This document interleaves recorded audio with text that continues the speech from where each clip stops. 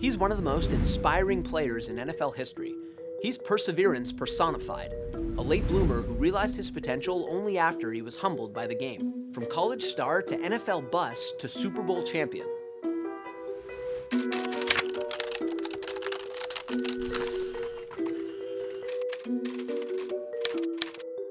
This is the story behind Sam Darnold. Samuel Richard Darnold was born June 5, 1997 in Capistrano Beach, California, the second of two children to Mike and Chris Darnold, and the grandson of Dick Hammer, who helped the USC basketball team to the Final Four in the 1950s and later played volleyball for Team USA at the 1964 Summer Olympics. Taking after his grandfather, young Sam gravitated towards all things sports. The Beachtown kid was swimming by the age of 3, and he was almost always doing something athletic growing up, playing everything from basketball to volleyball to baseball to, of course, football. And he excelled at all of them. Believe it or not though, Darnold's football career didn't begin under center. When he first joined the varsity squad at San Clemente High School, Darnold played linebacker and wide receiver. As a sophomore, in fact, Darnold racked up 27 tackles, a pair of sacks, 1 interception, plus 9 receptions for 153 yards and a touchdown. However, when a mid-game injury sidelined the Tritons' starting quarterback late in the season, it was the versatile Darnold who got the call, and he immediately delivered, hucking a game-tying 40-yard touchdown pass shortly after relieving San Clemente's injured starter. And just like that, the 6'3", 200 pounds and climbing teenager was a quarterback.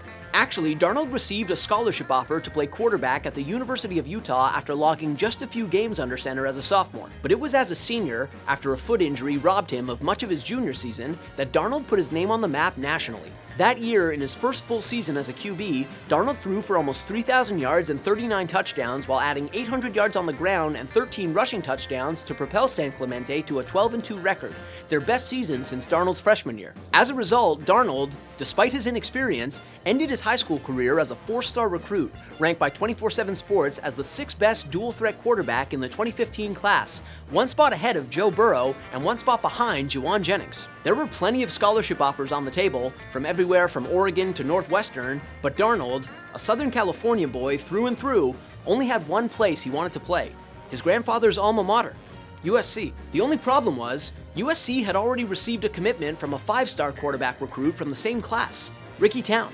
However, Darnold was assured by head coach Steve Sarkisian that the best player would play, pedigree be damned. And that was that. Darnold was a Trojan. Before long, he'd become a USC legend.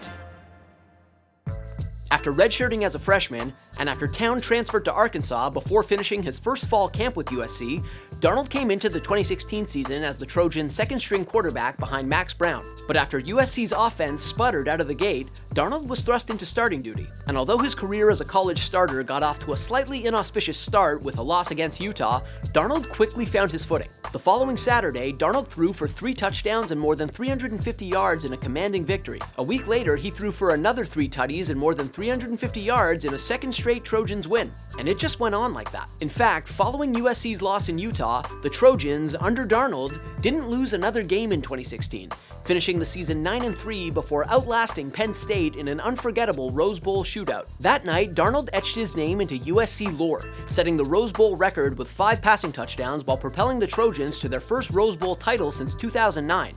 And as of 2025, their most recent Rose Bowl title. For his efforts, he was named the game's offensive MVP. And it was a fitting capper to an altogether outstanding season for Darnold, the redshirt freshman who, despite starting the year on the bench, finished tied for 13th in the FBS in passing touchdowns and 9th in passer rating. His performance earned him the Archie Griffin Award, which, until 2018, was given out to college football's most valuable player inclusive of bowl games, unlike the Heisman Trophy. And his sophomore season was no less impressive. In 2017, Darnold led the nation in passing yards while shepherding the Trojans through another tremendous season, one that culminated with another legacy-building victory. This time, Darnold nudged the Trojans over Stanford in the Pac-12 championship game, throwing for a pair of touchdowns and 325 yards on better than 70% efficiency to earn USC its first conference title in nearly a decade. In the blink of an eye, the kid who had barely played any quarterback until his senior year of high school had cemented himself as one of the great quarterbacks in the storied history of USC football and had solidified himself as a tantalizing NFL prospect. He had it all: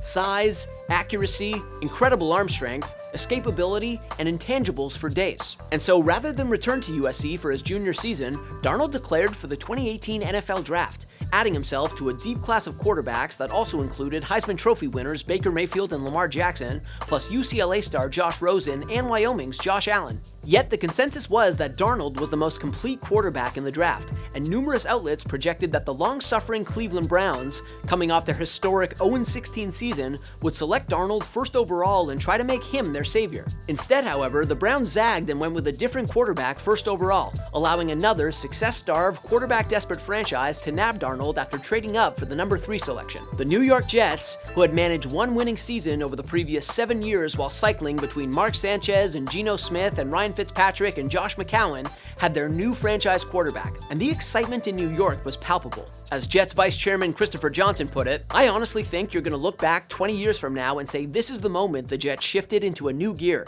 that they became a great team." Yeah, no. Darnold, who was given the QB1 job right out of the gate, didn't exactly blow the doors off as a rookie. In 2018, Darnold threw for more than 2,800 yards and 17 touchdowns, second most among rookies despite missing 3 games with a foot injury, but he was also inefficient and mistake-prone, completing less than 58% of his pass attempts, third worst among qualified quarterbacks, while throwing 15 picks, the second most in the league. Still, he ended the season on a relatively high note, throwing for 5 touchdowns and no interceptions over his final 3 games. And although the Jets finished with a 4-12 record, a showing that cost head coach Todd Bowles his job, Darnold ultimately showed promise in his first season at the pro level while working with an extremely talent-thin supporting cast. But whatever momentum was generated late in Darnold's rookie season swiftly deteriorated. A week into the 2019 campaign, Darnold was sidelined with a bout of mononucleosis, leading to the creation of one of the most absurd graphics in sports history and upending the Jets season not long after it started. And when Darnold rejoined the team in week 6, not only were the Jets winless, but Darnold clearly wasn't right. Famously, in his second game back, Darnold admitted to seeing ghosts while playing against the mighty New England Patriots, throwing 4 interceptions while completing just 11 of his 32 pass attempts. However, to his credit, Darnold flushed that nightmarish game relatively quickly and actually put together a solid stretch of play in his sophomore season. From week 9 onward, Darnold threw 14 touchdowns to just 5 picks, averaged almost 250 passing yards per game, and ultimately helped the Jets close out their season with a 6-3 run. Still, it was too little too late. New York finished 7-9 in 2019, and despite that late season surge, their offense finished 31st in the league in points per game. Ultimately, 2 years into his career, it was hard to suss out just who Darnold was. Between the lack of talent around him, the injuries harshing his ability to get into rhythm, and the inconsistent play, the former college star remained an enigma heading into year 3. And then he hit rock bottom.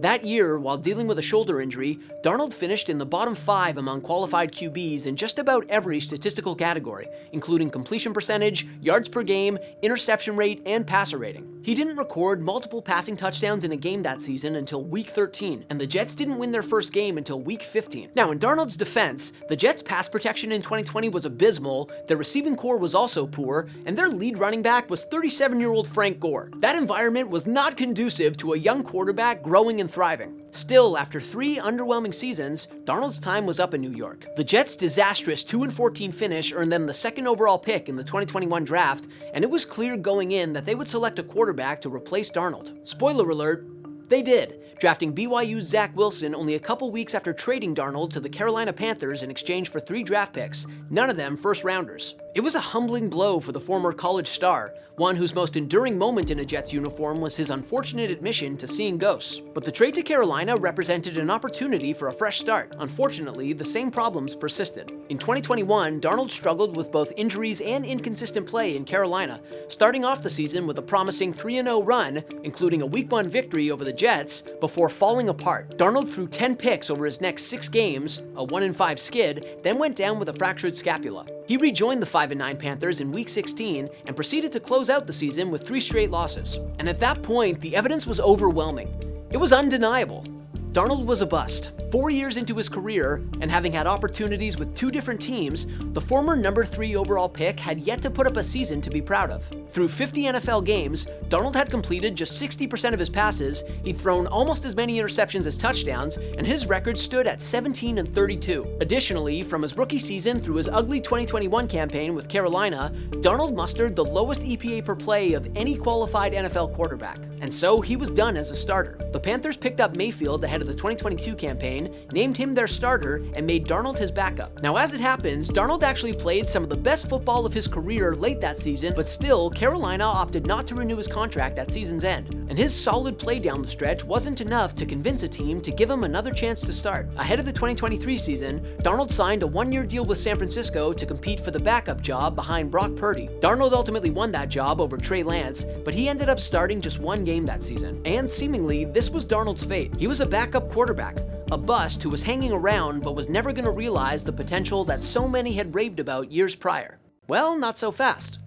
After his lone season in San Francisco, Darnold signed a one-year deal with the Vikings after Minnesota failed to come to terms with longtime QB Kirk Cousins. At the time, most expected that Darnold would either serve as a backup to whichever quarterback the Vikings took with the 10th overall pick in the 2024 draft, or maybe compete with the youngster for the starting job in 2024. That youngster turned out to be J.J. McCarthy, a national champion at Michigan who received down-ballot Heisman votes in his junior season. But that competition for the Vikings' QB1 job sorted itself out on its own. In the Vikings' preseason opener, McCarthy tore his right meniscus, sidelining him for the entirety of the 2024 season, which meant for the first time in 2 years, Darnold was going to start. And for the first time in his career, Darnold had both a solid stable of offensive playmakers around him, including Justin Jefferson and Aaron Jones, plus a highly regarded, offensively oriented head coach in Kevin O'Connell. If Sam Darnold was going to resuscitate his career anywhere, it was in Minnesota. And did he ever? From the get-go, Darnold looked born anew with the Vikings.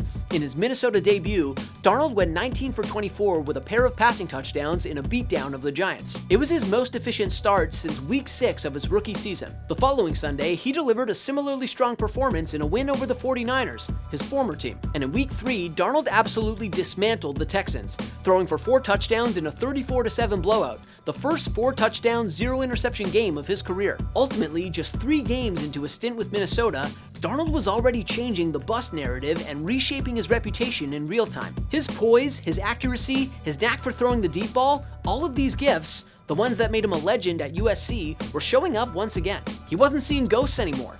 He was just balling out. And he didn't stop. All told, Darnold threw for a whopping 35 touchdowns and more than 4,300 yards in 2024, leading the Vikings to a 14-3 record while earning himself a Pro Bowl nomination. Sam Darnold, the Jets flameout who was backing up Baker Mayfield 2 years prior, was a Pro Bowler with more passing touchdowns than Patrick Mahomes and a better passer rating than Josh Allen. It was, simply put, unbelievable. And if the NFL had an award for Late Bloomer of the Year, Darnold would have won it unanimously. That said, his remarkable breakout season ended on a sour note. In Week 18 against Detroit, with the NFC North and the number 1 seed on the line, Darnold was overwhelmed by the Lions' pass rush. He completed just 18 of 41 pass attempts against Detroit and looked disconcertingly like his old self in a 31-9 defeat. And the following week, in the Vikings' wildcard round showdown against the Rams, he didn't exactly shine, taking 9 sacks and committing 2 turnovers in a 27-9 loss that was basically over by halftime. That ugly end to a season didn't discredit what he had accomplished that year, but it evidently gave the Vikings reason enough to doubt whether Darnold was worth committing to long-term over McCarthy. And in the end, they chose McCarthy. The Vikings decided to let Darnold walk when his one-year deal expired, casting him back out into free agency. It was a decision they'd quickly regret. Early in free agency, another NFC team pounced on Darnold. After 3 modestly successful seasons with Geno Smith under center, the Seattle Seahawks wanted to move in a new direction, and they were clearly convinced that Darnold's performance in 2024 was the real deal. The Seahawks signed Darnold to a 3-year contract worth more than $100 million, reuniting him with Clint Kubiak, his passing game coordinator in San Francisco, and injecting him into an offense with some serious playmakers, like Jackson Smith-Njigba and Kenneth Walker. This Seahawks team, not unlike Minnesota the year prior, was capable of winning a Super Bowl with some solid quarterback play. But Darnold, amid skepticism around the league as to whether his 2024 breakout was legitimate, wasn't merely solid. He was outstanding once again.